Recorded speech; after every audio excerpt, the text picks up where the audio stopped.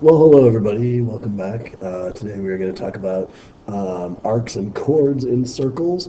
And so what we're going to deal with is a few definitions. So make sure you pause these videos and this video and make sure that you are writing down the definitions. All right, so the first definition that we have here is a central angle. And basically the central angle has its vertex at the center of the circle. And then there are two radii that go to the edge. And so basically a central angle is made up by two radii and the center of the circle. An arc is an unbroken part of the circle that goes from two different points. And in this arc that I'm talking about right here is the distance from the endpoints of the two radii. All right, and so that's just we have specific arcs that we're going to talk about here in just a moment, but I just want to make sure that you understand that an arc is like kind of like part of the circumference of the circle. So make sure that you write that down. All right, and so then we have some definitions of different types of circles. Make sure that you write these down as well. Pause the video to do so because I'm going to go into what each one of these are.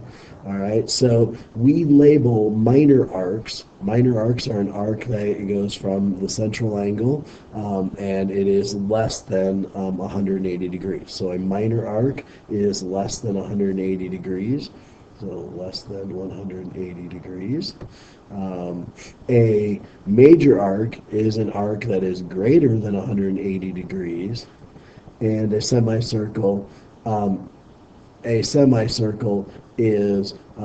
equal to 180 degrees. All right, and that's pretty much what we're talking about here as we go along. So those are our definitions. So if we're looking at this drawing that I have down here, I'm going to ask you for a minor arc, and a minor arc could be, and typically, if you notice by the way we label these guys, before I start asking questions here, minor arcs are labeled by 2 letters, major arcs are labeled by 3 letters, and typically a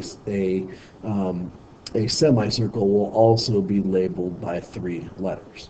Okay. So let's go ahead and talk about this circle down here. First question that I have for you guys is name a minor arc.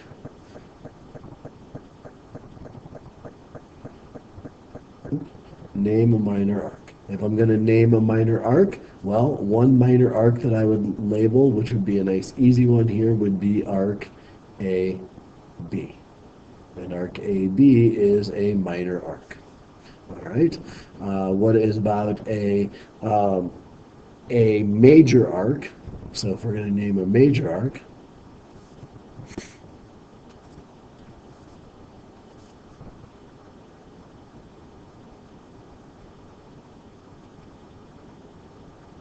and that would be any angle that or any arc that is bigger than 180, and it looks like in this case a major arc could be A to B to C.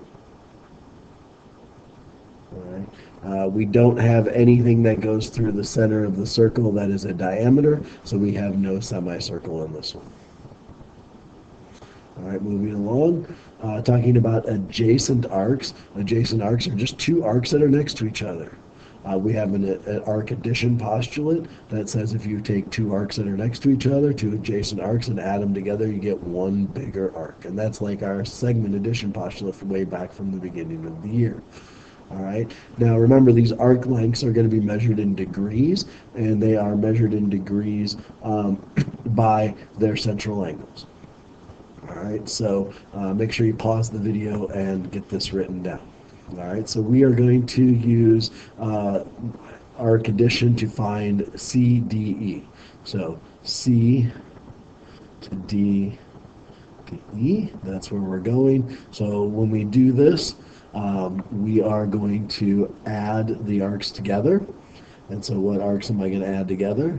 Well, I'm going to add CD, arc CD plus arc DE to get arc CDE. And if I substituted what I know that arc CD is 90 degrees. I know that DE is vertical angle to arc AB, so those two are congruent. So that means that DE is 18 degrees. And so if I combine those together, arc CDE has a length of 108 degrees. That's our arc length.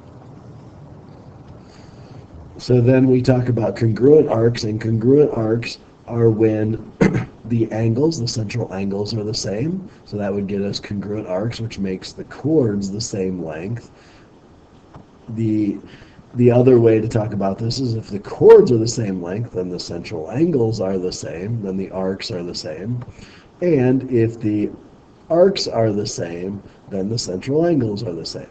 So all of these are kind of doing the same thing. So again, if the central angles are the same, the chords are congruent. If the chords are congruent, then the arcs are congruent. And then finally, if the arcs are congruent, then the central angles are congruent. Please pause this to make sure you get this down. All right, so we got two examples here. First, they gave us that RS and TU are congruent. So that would mean since the chords are congruent, then the arc lengths are congruent. So how would we set this up? Well, we would set it up by saying set the arcs equal to each other. And we're going to solve for x. And so that gives me x equals 27, but that doesn't answer the question because they're asking us for what the length of RS is. So RS is equal to 3x, or 3 times 27, which should be 81. So 81 degrees is what we're dealing with. All right.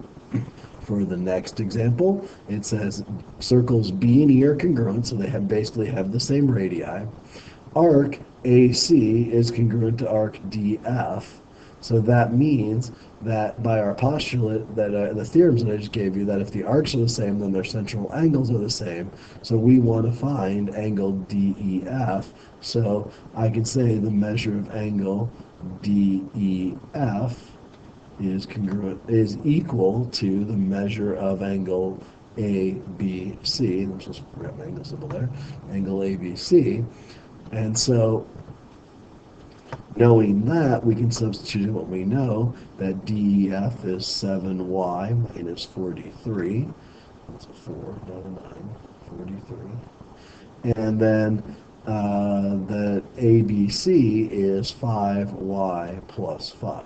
All right, so solving algebraically, subtracting 5y gives me 2y minus 43 equals 5. Add 43 across the equal sign. That will give me 2y is 48. Divide by 2. And y comes out to be 24. So if we want to find the measure of DEF, well, we need to put y in there. And so the measure of angle DEF will be equal to 7 times 24 minus 43. And that comes out to be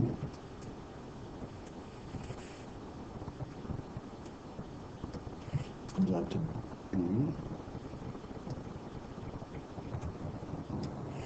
to be 125. And so that's the measure of that angle there,